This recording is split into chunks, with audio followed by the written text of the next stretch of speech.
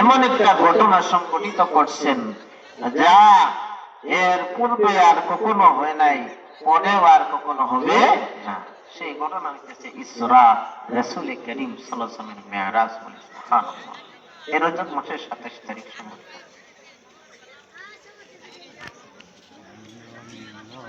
আল্লাহ পাক রব্বুল আলামিন সাইয়্যিদনা আদম আলাইহিস সালাম থেকে মুহাম্মদুর রাসূলুল্লাহ সাল্লাল্লাহু আলাইহি ওয়াসাল্লাম পর্যন্ত সওয়ালক্ষ নবী রাসূল দুনিয়ার মধ্যে প্রেরণ করেছেন।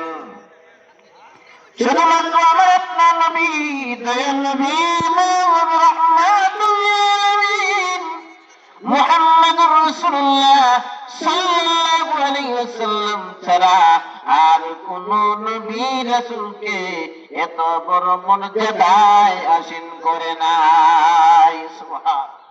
সেই মুজিজা, সেই মর্যাদা, সেই সম্মান হচ্ছে আসরা বিআবদিহি লাইলাম মিনাল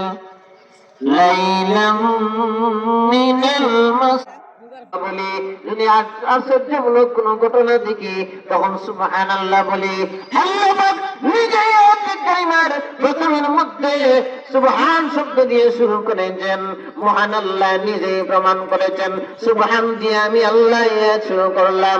এর অর্থ হইল এই যে আমি আল্লাহ পাক রব্বুল আলামিন এমন একটি আশ্চর্যজনিত ঘটনা ঘটাইছি, যেই ঘটনা আশ্চর্যমূলক ঘটনা হইয়াও থাকবে, যা এর পূর্বে হয় নাই, কিয়ামত পর্যন্ত হবে না।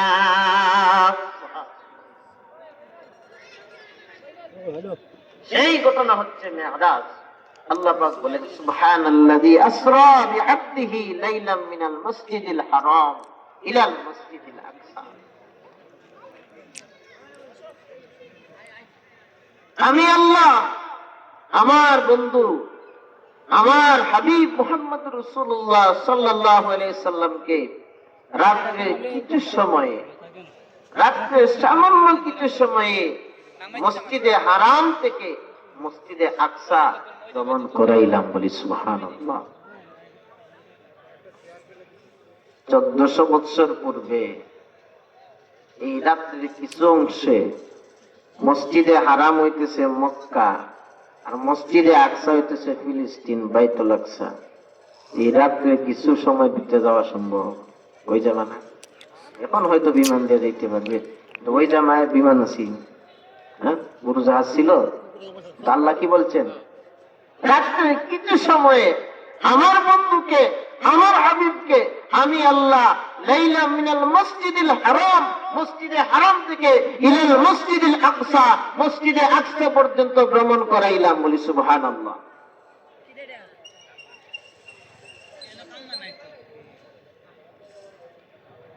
আল্লাহর হাবিব রাসূল আকরাম সাল্লাল্লাহু আলাইহি ওয়াসাল্লাম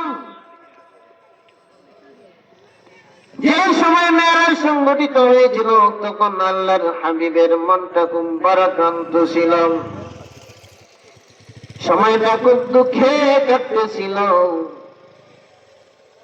চারদিক দিয়ে কাফেরদের জ্বালা যন্ত্রণা।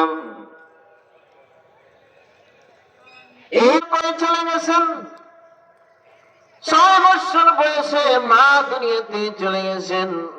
দেখাশোনার দায়িত্ব হলো দাদা আব্দুল মুত্তালিবের কাছে। কিছুদিন পরে তিনিও মারা গেলেন। দেখাশোনার দায়িত্ব হলো চাচা আবু তালিবের কাছে। আল্লাহর হাবিব রাসূল আকরাম সাল্লাল্লাহু আলাইহি ওয়াসাল্লামকে খুব আদর করত আবু তালিব, অনেক মহব্বত করত। আল্লাহ রাসূল সাল্লাল্লাহু আলাইহি ওয়াসাল্লামকে কখনো কষ্ট দেয় নাই। এজন্য আল্লাহর হাবিব মৃত্যুর আগ পর্যন্ত চাচা আবু তালিবকে তিনি আনার জন্য চেষ্টা করছেন। চাচাকেও তিনি ভুলে দেন নাই। আবু তালিব বলে, ভাতিজা তুমি তো সত্য নবী, এটা আমি জানি।